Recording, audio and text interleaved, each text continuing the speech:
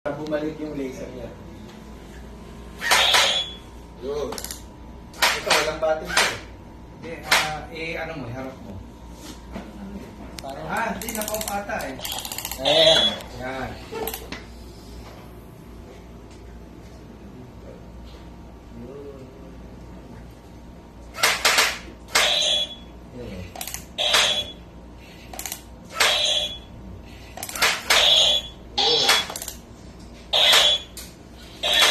Ang galing ah. Galing. Ngayon, kung bibili ka ng imported mask, mga sirang... Ay, mayroong ano yan? May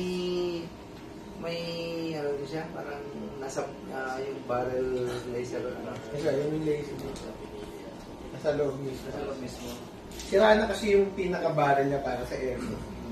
Pinasok na yung laser sa loob. Paano nagsisynchronize yung palo na?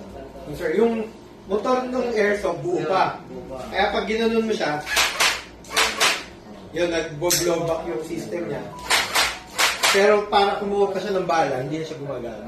Nilagay na namin yung laser dito sa pinaka-loob yan. Sabi pagka nag-blow up siya, napupush niya yung laser dito. Hindi sir, yung laser niya naka-trigger dito.